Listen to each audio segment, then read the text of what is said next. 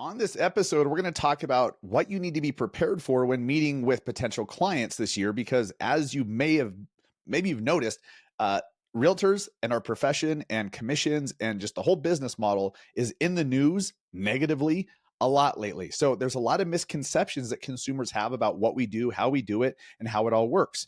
Are you prepared for those?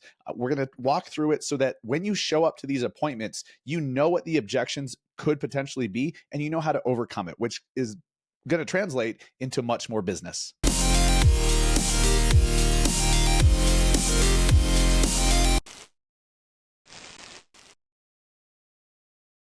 What is up, everybody? Welcome to episode 316 of the Massive Agent Podcast. I am your host, Dustin Brohm, in Salt Lake City, Utah. Let's try this again. So I've done 316 episodes of this podcast with the daily show we used to do. I don't know if you know, we used to do a daily podcast, the Massive Agent Minute. May bring that back in the future, but I mean, that was quite an undertaking. I did 500 episodes of that, thousands of videos. Okay. Well, this is my second time recording this fucking podcast because after 316 episodes and 1 million downloads, I can't remember to make sure the mic is unmuted. So unfortunately, the first one that we recorded this morning is the best episode you'll never hear. Had you heard it, you would cry tears of joy because it's just so eloquent and so impactful on the psyche. Jokes aside, yeah, I fucking forgot to unmute my mic this morning. So this is the second go around, but this one will be more concise and to the point and more fiery because I'm pissed off about Mike Gate. We'll call it Mike Gate. Welcome to the show, guys. 2024 is starting off strong. We're seeing a lot of buyers come off the sidelines. Talking with agents from my team and from the society coaching group, the majority of them are seeing a lot more activity to start the year. Lots of optimism about sales increasing dramatically this year, which is super awesome. But there's something that you need to be prepared for when you're going into more appointments this year. I don't know if you've noticed, but our profession, real estate agents, and the whole business model around it, how commission works and how much we get charged and all that, it's been shit on in the media for months. Let's call it a year, okay? But so it starts with NAR and the class action lawsuits. It starts with the sexual harassment at NAR. The reason that I'm bringing this up today, what got this on my radar for a topic this week was just yesterday, Monday, January 8th, Monday, January 8th, the president of NAR, Tracy Casper, resigned, claiming she's being blackmailed. And if she doesn't resign, they're going to release some bullshit. That's fantastic. Just how awesome is that? That's exactly what we need, is just more drama. And like, what is this, Succession? Is this Succession or House of fucking Cards? I don't know, but not what we need right now. So NAR is just like, it's just this constant barrage of negative press. And we, as a profession, unfortunately, are taking the brunt of that. The class action lawsuits, the big one being Sitzer-Burnett, which somehow we lost. I don't know how they, quote unquote, prove this collusion but between brokerages to keep commissions high and to charge more. Has anyone ever told you how much you can and can't charge in commission? Because is this a conspiracy? Because if so, I've been left out. I've been excluded. I should be offended that I was not consulted to be included in this fucking conspiracy, because it doesn't exist. How did we lose a lawsuit claiming that something happened that didn't happen? Like it boggles my mind. But the result of that is rampant misinformation on the internet about from people who are not in this industry, who are making claims and interpreting what the class action lawsuit means in wild ways. But nonetheless, this is the world we live in. So I'm going to go over in a minute exactly, like, I'm going to give you some examples of misconceptions, some of the stuff that I'm hearing from consumers, some of the stuff I'm seeing online, because some of it is so wild. But you have to be prepared to handle these misconceptions. You have to be prepared to overcome more objections. Overcoming objections and overcoming people that are like, hey, you know what? I know that you say you're charging X amount, but so-and-so said they do it for less. Why should we hire you? You've always had to be prepared to answer that. You've always had to have a great response to that. Otherwise, you're not getting hired. But being able to overcome objections is becoming more important now than ever before because of all of this crap, the lawsuits, NAR's drama, all the nonsense happening in the media. That's all negative about real estate agents and our business model. So before we get started, if you don't yet have a tool belt of great systems, processes, tools, I don't know what you're doing. I don't know what you're planning on doing this year. You're claiming 2024 is going to be the best year. Okay, but you're going up against a lot of agents who are stacked with a bunch of tools, AI tools, informational tools, services, automation, like all this stuff, right? And what I'm talking about specifically right now is arming yourself with information and knowledge so that you can position yourself as the authority, the real estate advisor in your community. But you have to know what's happening, why it's happening, and what it means to buyers, what it means to sellers, and what they should do as a result of, are interest rates coming down? Are they going up? Are there going to be more home sales? Are they not? What's happening with inventory? And you could obviously just spend all day, every day researching this shit, which a lot of people do. Or you could just pay Keeping Current Matters to just give you all the information that they spend all day analyzing. KCM is the best tool that I've seen for agents to be armed with knowledge. And it's very, very inexpensive. Yet most of the top teams and top agents in the country have been using KCM for years. And you can use this tool in your tool belt as well. Go to trykcm.com/BAM and get yourself a trial and check this out. Because if you're not armed with that information, your competitors are. That's just a fact. That's the world we live in. And so you can't claim that you're the real estate advisor or the knowledge broker if you don't have the knowledge. If you don't have the advice to give, you're just underserving the community, which means fewer sales. And that's not awesome. You're listening to the show to help you grow your business. I'm just shooting it to you straight. trykcm.com/BAM. And speaking of BAM, go to the BAM website, nowbam.com, and look at the BAMX community. What an amazing group, community of like-minded agents, entrepreneurial agents, agents who are at all different levels of their career, selling some are brand new, some are selling 1,000 houses a year and everything in between. And it's full of online courses and training. If you are taking your business seriously this year, look at the BAMX community as one of those tools to help you. Make sure that you use code MASSIVE at checkout and get yourself a pretty decent discount on that. That was the last link, nowbam.com, or you can go to massiveagentpodcast.com/BAMX to check out BAMX. Let's talk about objections. So I am a consumer of social media. I am a connoisseur of sorts, for better or worse, of all the bullshit happening on social media. Some of the stuff that has absolutely boggled my mind, that made my eyes bleed when I saw it, is stuff that realtors are dealing with. So for example, because of the Sitzer-Burnett class action lawsuit that somehow NAR, Keller Williams, and Berkshire Hathaway Home Services, somehow they lost that. Don't get me started on that, more than I already have. But we have to deal with the ramifications.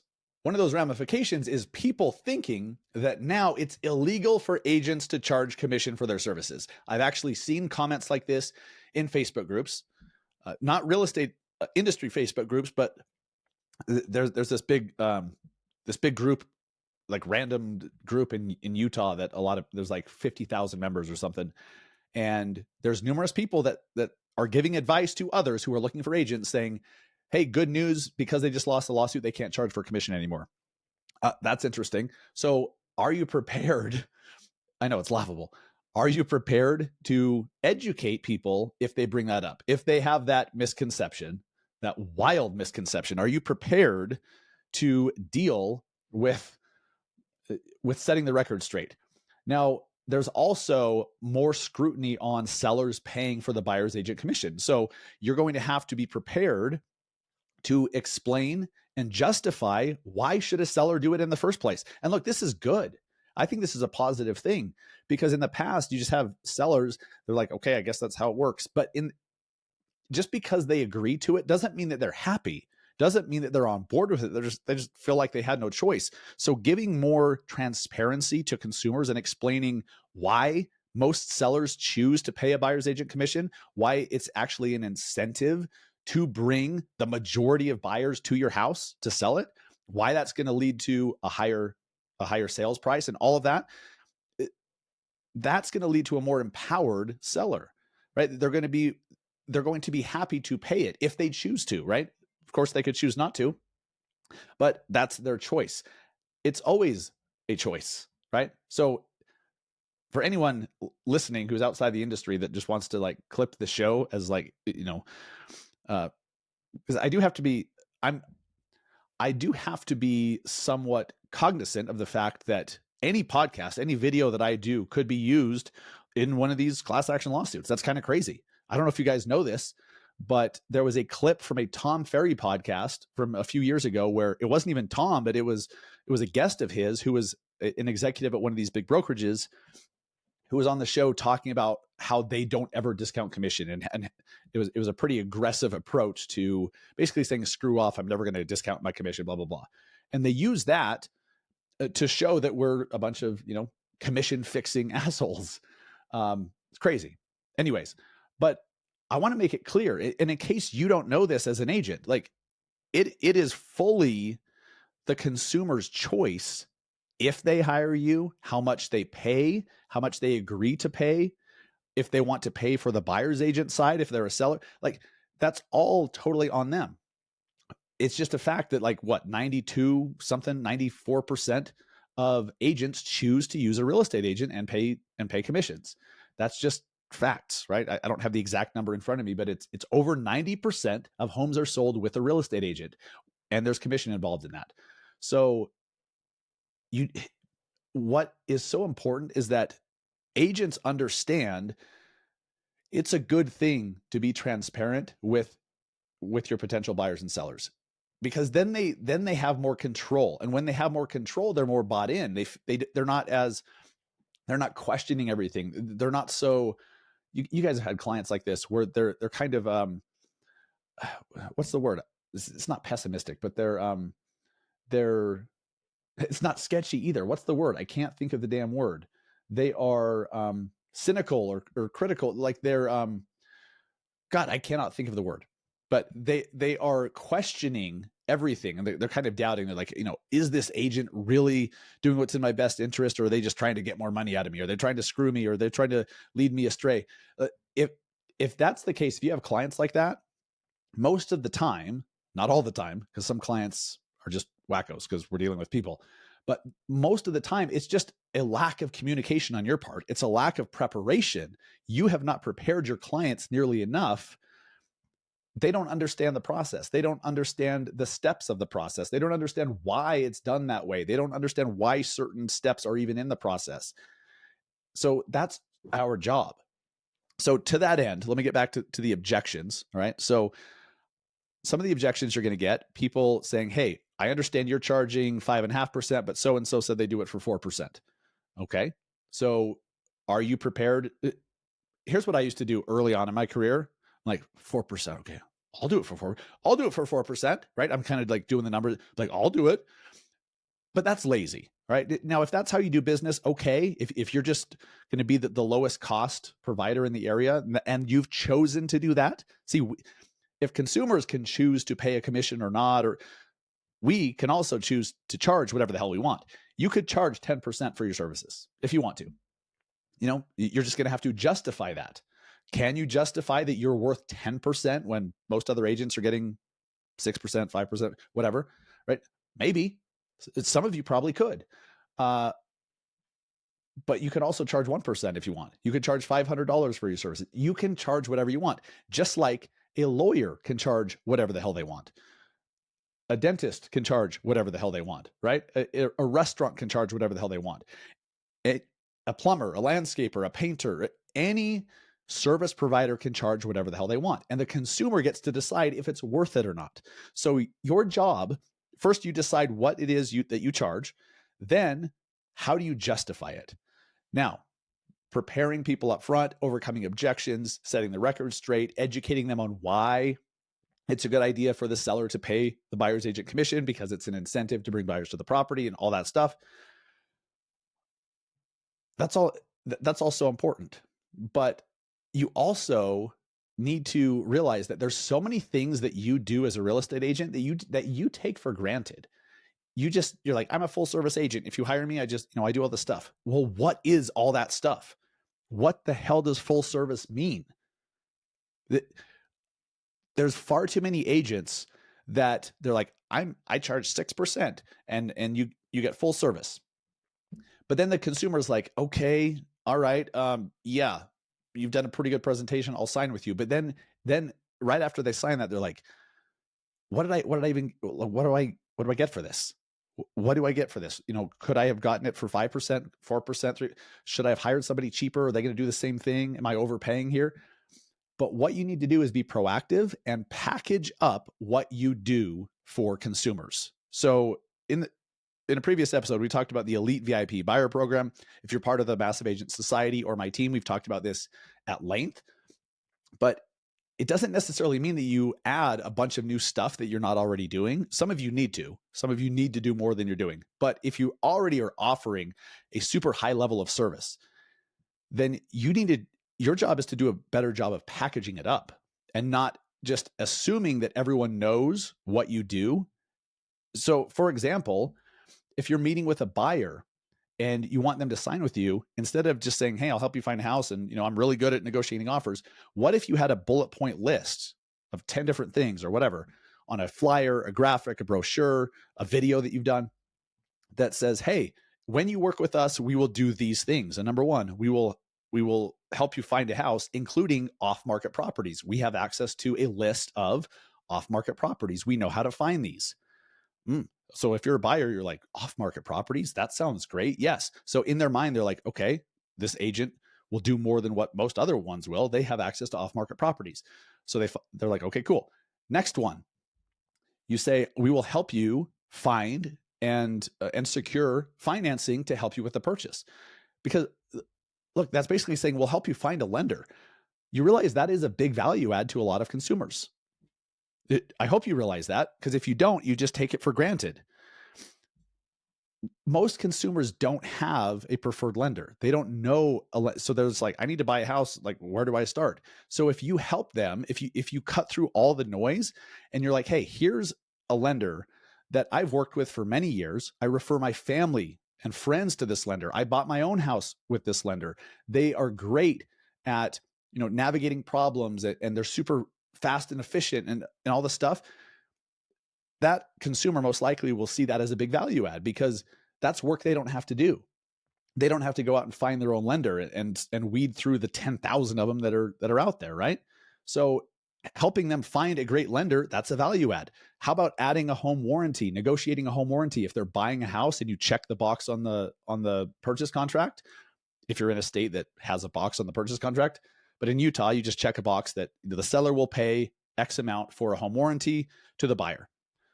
Well, what I used to do before I really understood, before I was any good at communicating what I was doing, I would just check the box and be like, by the way, we got you a home warranty. And they're like, okay, cool, great.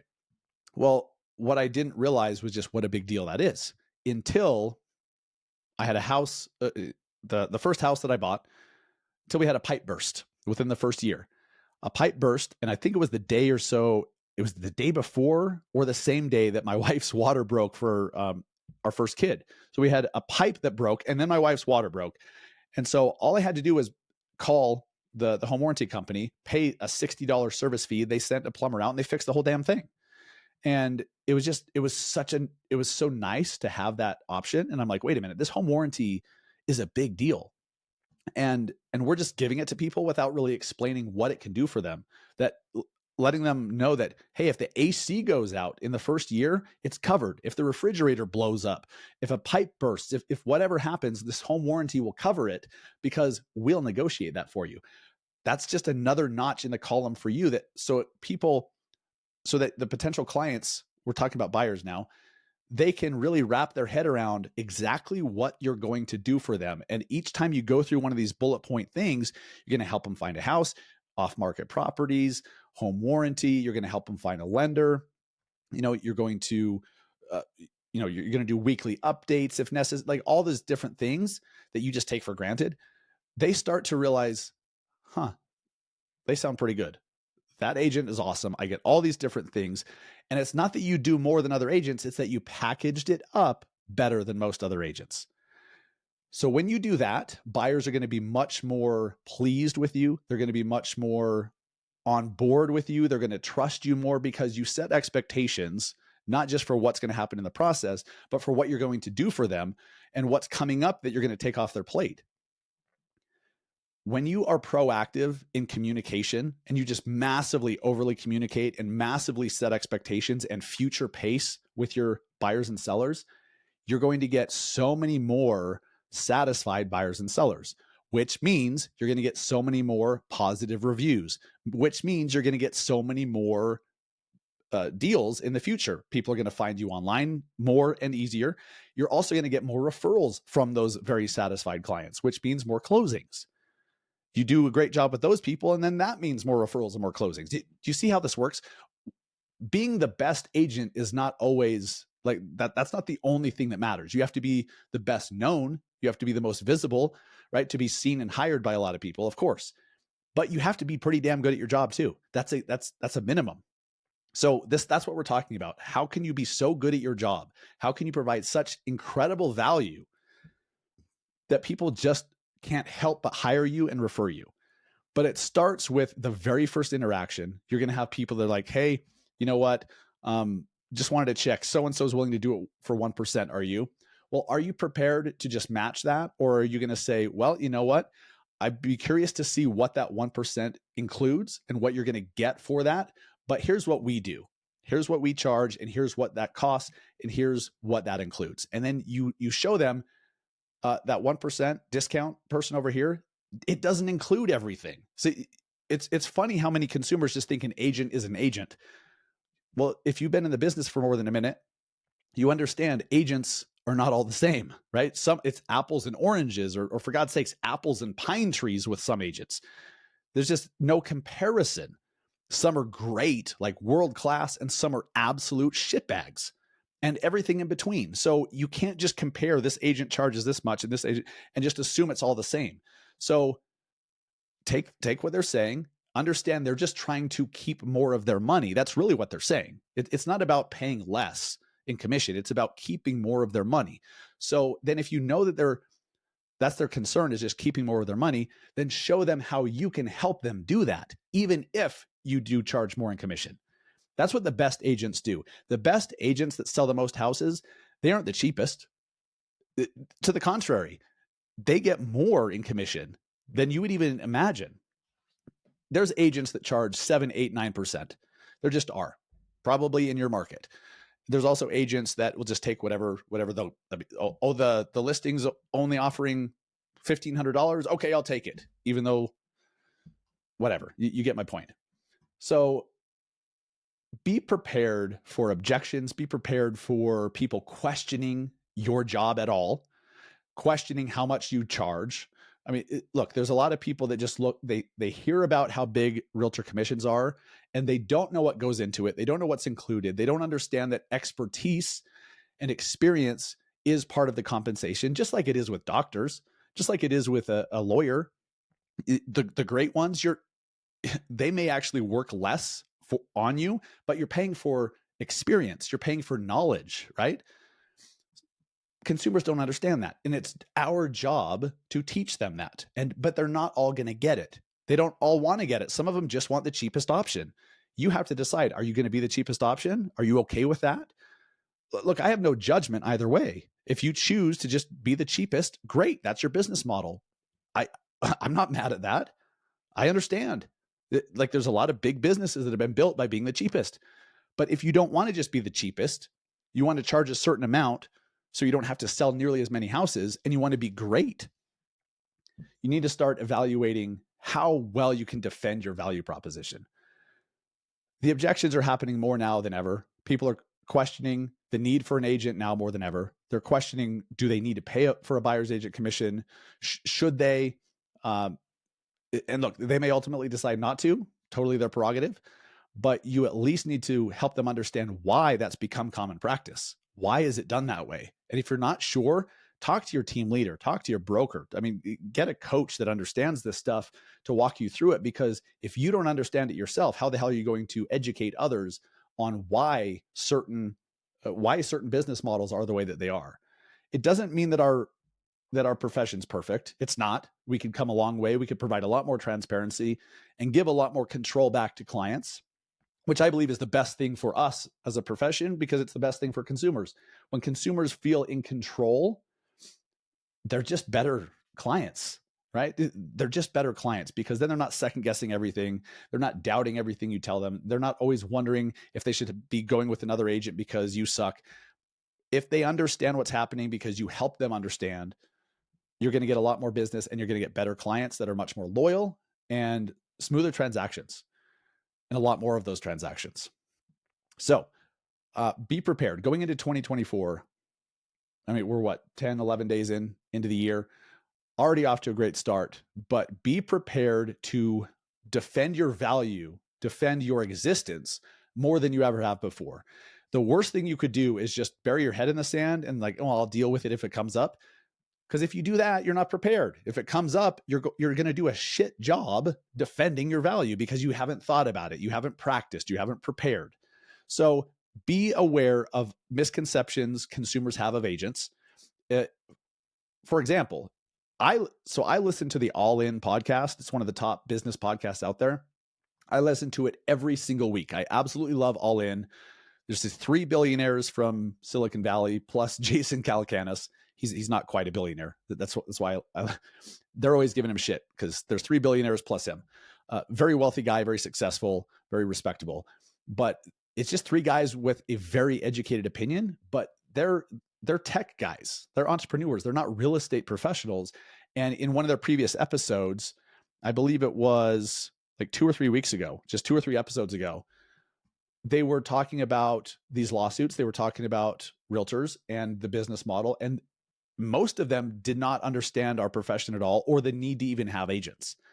And it was I was listening to it, and they made some good points, but at the same time, like, there was just a deep misunderstanding as well. And they're also in a different place than most consumers, right? They have teams that can help them do certain things. They have attorneys, like they have a bunch of resources that most people don't have.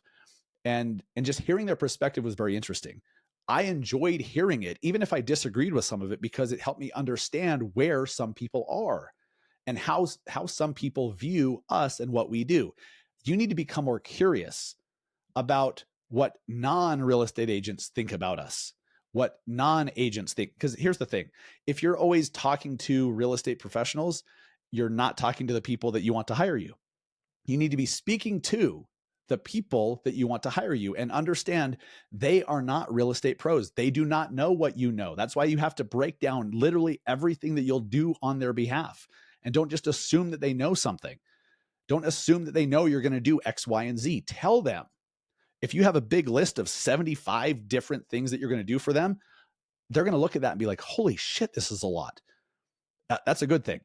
So when you can position yourself as the most knowledgeable agent in your market, you're going to thrive. Okay. When you position yourself as the biggest advisor in your market, you're going to thrive. And you do that by packaging up what you do. Being the most knowledgeable. So we're talking about consumers, right? And how they view us. Knowledgeable is not just knowing facts and knowing figures and knowing the absorption rate of a neighborhood, like, and which I've never been asked, by the way. What people are really asking, if they ask about absorption rate, they're just asking, how fast does it take to sell a house? How fast are these homes selling in this area? That's really what they're asking. I'm going off on a tangent here, getting lost. This is a squirrel moment for the Massive Agent podcast, and so be it. Yeah, but I'm totally off track. Totally off track. Either way, pay attention to what consumers are saying, because if certain people have misconceptions, you're going to run into somebody along the way that has the same one. Now, I need to end the show with a big thank you because we just hit a giant milestone, one that 6 years ago when I launched the podcast, I didn't even think was possible. Like, I didn't think it was impossible. I just didn't think about it, but we just hit it. Okay. So 315 episodes in, because this one isn't out yet, 315 episodes in, just a week shy of 6 years, we just crossed 1 million downloads. So thank you so much. If you've listened to this episode as your first one ever, or you've listened to all of them, if you've ever shared the podcast, if you've ever left a review to help us be seen more, if you've ever listened to this show ever before, thank you. I am humbled. My mind is blown that we just got 1 million downloads. What's really crazy is I now understand how different it is to get 1 million downloads versus like 1 million video views, 1 million YouTube views, 1 million views on an Instagram video or whatever. They're just different because, well, for a lot of reasons. Podcasting is just a different medium. People have to listen for a good chunk of time, and they have to actively say, hey, I want to listen to that. Click on the episode, download it, and listen for a certain period of time for it to count as a download. It's different than, like, when you listen to podcasts, it's not just sending you a bunch of random podcasts. Imagine the Instagram news feed, but instead of videos, they're podcasts. That would be insane. It doesn't work that way. So I'm super humbled that we just crossed 1 million downloads. I'm very excited for the next million. Hopefully it's a lot faster than 6 years to get there, which it will be, of course, but I'm just grateful. So thank you from the bottom of my heart. I never imagined that we'd get 1 million downloads, and 6 years later, we'd still be doing the podcast. My only goal when I started the show was to get to episode 100. And, I wanted to grow and all that, but I never quantified it. It was just get to 100 episodes. And now we're at episode 316. So thank you very much. If this episode resonated with you, if you learned something new, please share it with another agent, share it with your team, share it with your brokerage, share it with other agents in your market, within a Facebook group, within your Facebook or Instagram story, whatever. But help us reach more agents and have a bigger impact on this industry, because God damn it, we need it. Agents need a lifeline. Agents need help. Agents need a support system now more than ever. And this podcast can certainly play a part in that.